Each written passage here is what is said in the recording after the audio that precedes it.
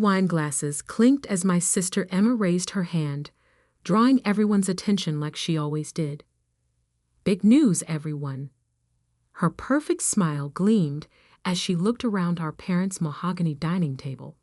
"I just got called for an interview at Sterling Enterprises." My mother gasped in delight, nearly dropping her fork.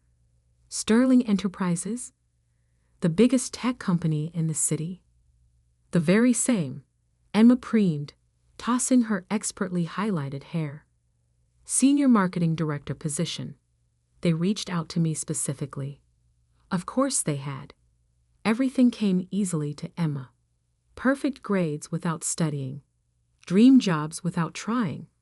A constant stream of success that our parents never tired of celebrating. I sat quietly, pushing my food around my plate, trying to become invisible. But in this family, I was never allowed to fade into the background for long.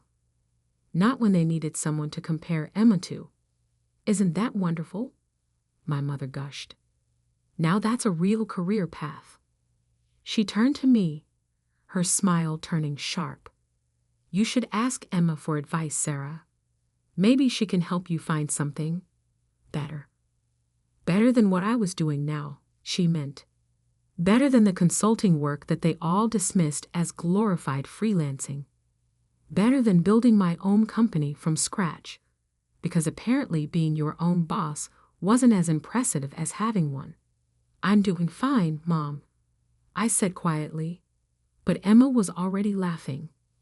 "Oh, please, you can't even get a real job," she smirked. "How long are you going to pretend that your little consulting thing is an actual career?" My father set down his wine glass. "Emma has a point, Sarah. You're 32. It's time to get serious about your future." I gripped my fork tighter, thinking about the contracts sitting on my desk at home, the acquisition deals I was negotiating, the empire I had built while they were all busy undermining me. "My business is doing well," I started to explain, but Emma cut me off. "Business? Please. You work from your apartment and barely make enough to pay rent. Meanwhile, I'm about to be a senior director at Sterling." She turned to our parents. "Did I mention the salary? Base pay is $250,000 plus bonuses." My mother nearly swooned. My father beamed with pride. I thought about my company's latest quarterly earnings report and had to suppress a laugh. "When's the interview?" I asked, keeping my voice neutral. "Monday morning," Emma replied smugly. "Not that it matters. The position is practically mine already. The CEO specifically requested to interview me personally." I bet they did, I thought, remembering the stack of resumes on my desk. Among them, Emma's application, forwarded to me by HR with a note. Another entitled candidate with an inflated ego. "Your call, boss." "Well, good luck," I said, standing up. "I should get going. Early meeting tomorrow." Emma snickered. "What? Did someone finally agree to buy something from you?" "Sarah," my mother sighed. "When are you going to stop this ridiculous independent phase? Your father could have gotten you a proper position years ago." I thought about the nameplate on my office door, the one that reads Sarah Mitchell, CEO, Sterling Enterprises, the one Emma would see tomorrow morning. "You're right, Mom," I said, gathering my things. Maybe it is time for a change. They probably thought I was finally admitting defeat. They had no idea what was coming. As I drove home to my penthouse apartment, not that they knew I could afford one, I thought about how we got here. How their constant dismissal had driven me to build something bigger than they could imagine. It started 10 years ago when I graduated with my MBA. Emma was the star of the family then too, climbing the corporate ladder with her natural talent, while I quietly studied market trends and business strategies. When I told them I was starting my own consulting firm, they laughed. When I landed my first major client, They dismissed it as luck. When I started buying up struggling companies and turning them around, they didn't even notice. 5 years ago, I made my biggest move yet, acquiring Sterling Enterprises through a complex series of shell companies and investment firms. The previous CEO was ready to retire, and I had spent years preparing for this moment. I changed my professional name to Sarah Mitchell, my mother's maiden name, knowing my family never paid enough attention to business news to make the connection. I rebuilt Sterling from the ground up, transforming it into the tech giant it is today. And through it all, my family remained blissfully unaware, too busy praising Emma's minor achievements to notice that their unsuccessful daughter was now one of the most powerful CEOs in the city. My phone buzzed as I pulled into my building's private garage. A text from Emma. "You should really come to the Sterling building sometime. See what a real company looks like. I'll give you a tour after I get the job." I smiled, thinking of my corner office on the top floor, the one with the view of the entire city, the one Emma had been dreaming about in her application letter. Tomorrow was going to be interesting. In my apartment, I reviewed Emma's resume one more time. It was impressive on paper. Good education, steady career progression, solid references. But I had done my research. I knew about the projects she had taken credit for, but barely contributed to. The subordinates she had thrown under the bus, the corners she had cut. Emma had always been good at presenting the perfect image. Tomorrow, she would learn that image isn't everything. My phone buzzed again. This time it was my mother. "Darling, I know you're probably feeling discouraged seeing Emma's success. Why don't you let your father make some calls? It's not too late to start a proper career." I set the phone down without responding and walked to my home office. The wall was covered in business magazines featuring Sterling's remarkable turnaround. Tech's most innovative CEO, one headline read, "Sarah Mitchell, the unseen power player revolutionizing the industry," declared another. My family had spent years telling me I wasn't good enough. Tomorrow, they would learn just how wrong they were. I sat at my desk and opened my laptop, typing out an email to HR. "Please ensure Ms. Emma Carter's interview is scheduled in my office at 9 a.m. sharp. And make sure she waits in the lobby for at least 30 minutes before being brought up." A small petty detail, perhaps, but after years of enduring her condescension, I thought I deserved a little dramatic flair. I spent the rest of the evening reviewing company reports and finalizing acquisition plans, just like any other Sunday night. But this Sunday felt different. Tomorrow, everything would change. As I got ready for bed, I caught my reflection in the bathroom mirror. I looked nothing like the timid daughter my family still saw me as. My suits were tailored now, my presence commanding. I had grown into my power while they weren't watching. Tomorrow, they would finally see me. And I couldn't wait for the show to begin. Monday morning arrived with a sense of delicious anticipation. I stood in my private elevator, ascending to the top floor of Sterling Enterprises, watching the city wake up through the glass walls. My Armani suit was immaculate, my heels clicking authoritatively on the marble floor as I stepped out. "Good morning, Ms. Mitchell," my executive assistant Diana greeted me with a knowing smile. "Your 9 a.m. appointment has arrived early." She's been waiting in the lobby for 20 minutes, insisting that the CEO specifically requested her presence. I checked my watch. 8:45 a.m. Let her wait another 10 minutes. How's she handling it? Diana's eyes twinkled.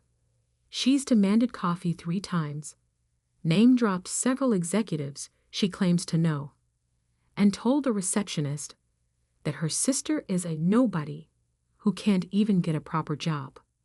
I smiled, setting my briefcase on my desk. Perfect. Has she noticed any of the magazine covers? No, Diana smirked. She's too busy telling everyone within earshot about her marketing expertise to look around. Typical Emma. So focused on promoting herself that she missed the obvious. The lobby walls were lined with press coverage of Sterling's transformation under my leadership.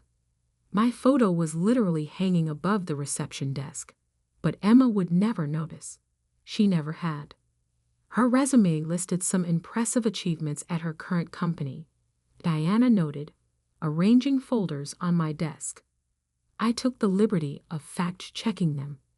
And half are exaggerated, a third are outright lies, and the rest were group projects where she took sole credit. I nodded, unsurprised. Just like high school. Remember when she won that science fair? The project you actually built while she was at cheerleading practice. The very same. I sat down behind my desk, adjusting my nameplate slightly. Send her up at 9 a.m. exactly. And Diana? Make sure the security team is recording the lobby and elevator cameras. I want to preserve this moment. At precisely 9 a.m., my office phone buzzed. Ms. Carter is here for her interview, Diana announced formally. Send her in. The door opened, and Emma strode in like she already owned the place. She wore an expensive but slightly too flashy suit, her confidence bordering on arrogance. Then she saw me sitting behind the CEO's desk. The color drained from her face. Sarah? She stammered, frozen in the doorway. What? What are you doing here? Good morning, Emma, I said pleasantly. Please take a seat. We have a lot to discuss about your application for the Senior Marketing Director position. She didn't move, her mouth opening and closing like a fish out of water. But I'm supposed to meet with Sarah Mitchell, the CEO. I smiled, gesturing to my nameplate. That would be me. Sarah Mitchell, formerly Sarah Carter. Though I'm not surprised you didn't make the connection. You never did pay attention to anything I did. Emma sank into the chair across from me, her perfect composure cracking. This is impossible. You're just a consultant. You work from your apartment. Actually, I leaned back in my chair, enjoying this moment. I own this building, and several others. Sterling Enterprises has been my company for the past 5 years. I pulled out her resume. Now, shall we discuss your application? I have some questions about these achievements you've listed. You can't be serious, Emma whispered, her voice shaking. You can't be the CEO. You're nobody. That's what you all thought, isn't it? I kept my voice calm, professional. Poor Sarah can't even get a real job. Just a nobody working from her apartment. Tell me, Emma, did you ever once ask what kind of consulting I did? What companies I worked with? Or were you too busy bragging about your own mediocre accomplishments? She flinched. I didn't. No, you didn't. I agreed. None of you did. You were all too convinced of my failure to notice my success, too busy mocking my choices to see where they were leading. I opened her file. Now, about this claim that you single-handedly increased your department's revenue by 200% last year. That's accurate, she stuttered, but I could see the panic in her eyes. Interesting. I pulled out another document. Because I have here the annual report from your company. The entire marketing department only saw a 30% increase. And according to your former colleagues, that was primarily due to a campaign developed by your junior team. The one you rejected initially but took credit for after it succeeded. Emma's face went from pale to red. You've been investigating me? I investigate all potential senior executives thoroughly. We have very high standards at Sterling. I smiled. Standards that value actual achievement over self-promotion. Just then my phone buzzed. Diana's voice came through the speaker. "Ms. Mitchell, your parents are in the lobby, demanding to see you." They're quite insistent. Of course they were. Emma had probably texted them the moment she saw me. "Send them up," I said calmly. "I think it's time for a family meeting." Emma shifted nervously in her chair. "Sarah, look, about last night. About all the things I've said. Save it." I cut her off. "I'm not interested in apologies motivated by fear. I've spent years listening to you undermine and belittle me. Now you get to sit there and learn exactly who your unsuccessful sister really is." The door burst open. My parents stormed in, their faces a mix of confusion and anger. "Sarah," my mother exclaimed, "what is the meaning of this? What are you doing in the CEO's office?" "Hello, Mother," I replied coolly.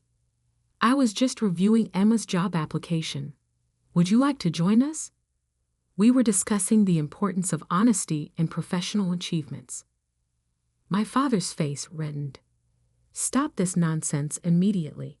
You're embarrassing yourself and your sister." I stood up slowly, letting my authority fill the room. "No, Dad. For once in your life, you're going to listen to me. All of you are." I pressed a button on my desk, and the wall of windows behind me transformed into a screen, displaying Sterling's financial growth under my leadership. "Welcome to my company, the one you've been hearing about at your country club, the one Emma's been desperate to work for, the one that's been making headlines while you were all too busy dismissing me to notice." They stared at the numbers, the achievements, the empire I had built while they weren't watching. "Now," I said, sitting back down, "let's talk about what really makes someone successful in business. Shall we begin with integrity, or should we start with actual competence?" The color drained from Emma's face as she realized this interview was about to become very, very uncomfortable, and we were just getting started. The silence in my office was deafening as my family stared at the financial projections on the screen. 10 years of growth, billions in acquisitions, my photo on the cover of Forbes, Fortune, and Business Weekly. This is all yours," my mother whispered, sinking into one of the leather chairs. "Every bit of it," I confirmed, standing to walk around my desk. "The consulting business you mocked? That was just the beginning. While Emma was bragging about her mid-level marketing positions, I was buying and transforming struggling companies. While you were lamenting my lack of a real job, I was building an empire." My father, always quick to anger, found his voice first. "Why didn't you tell us? Why keep this secret?" I laughed, but there was no humor in it. "Tell you? Like I tried to tell you about my first major client, or my first successful company turnaround, or any of my achievements that you dismissed because they didn't fit your narrow definition of success." Emma shifted uncomfortably in her chair. "Sarah, if we had known." "That's exactly the point." I cut her off. "You only care now because of what I've built, not who I am. You're only interested because of the power and money, not because you're proud of what I've accomplished." I pressed another button on my desk, and security footage from last night's dinner appeared on the screen. Emma's mocking voice filled the room. "Can't even get a real job." "Stop," Emma pleaded, her face flushing. "We get it." "Do you?" I turned to face her directly. "Because I've been watching you build your career on exaggerations and stolen credit.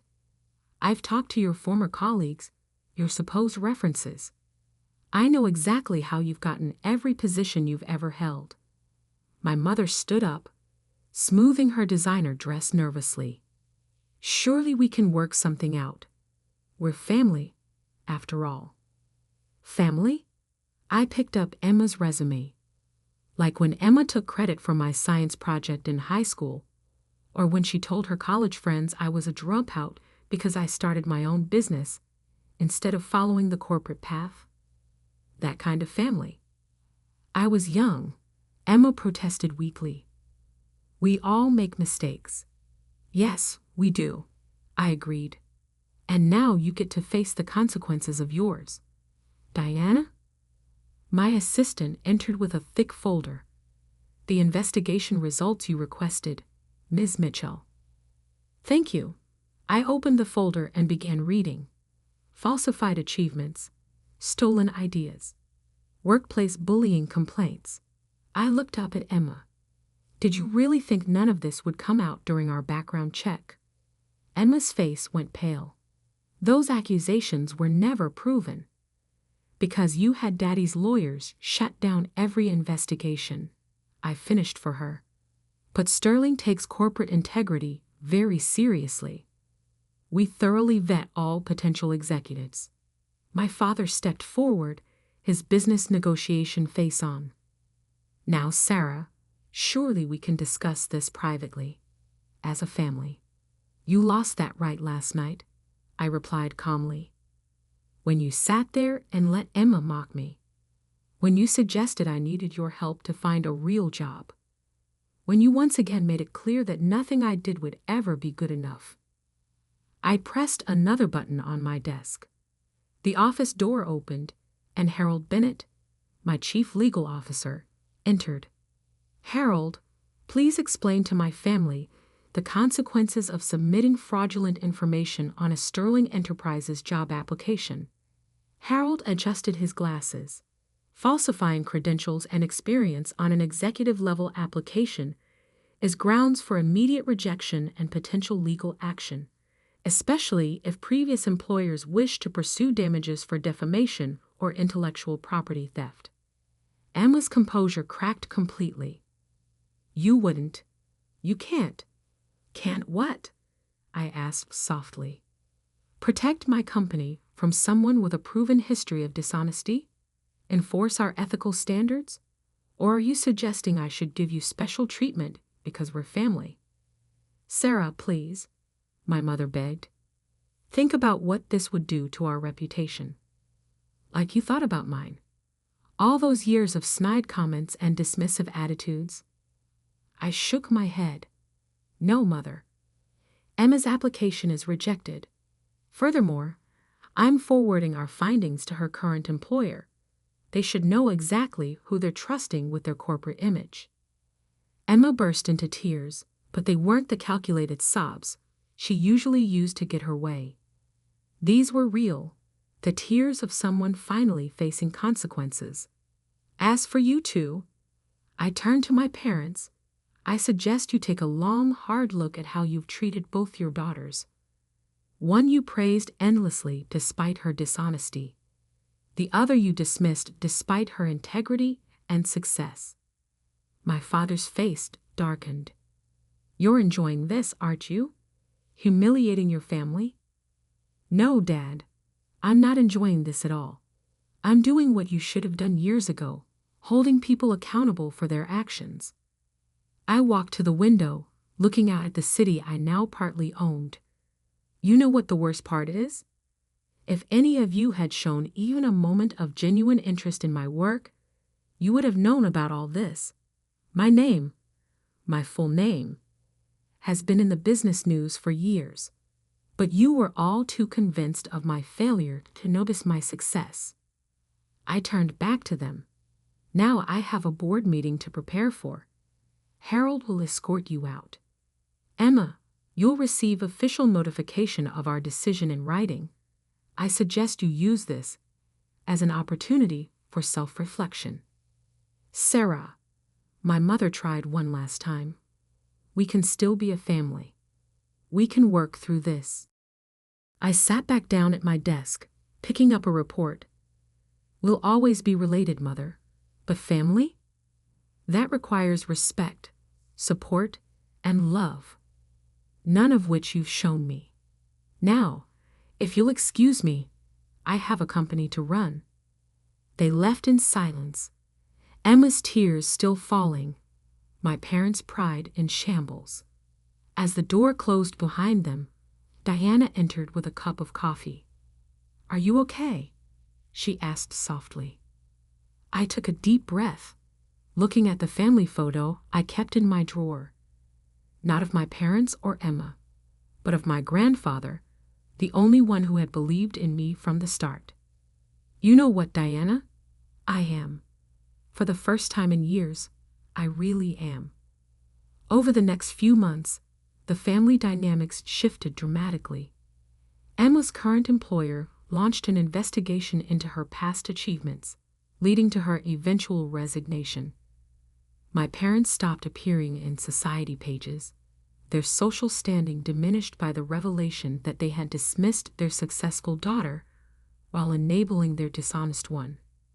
I focused on my work, continuing to build Sterling into an even stronger company. The business world buzzed with the story once it got out.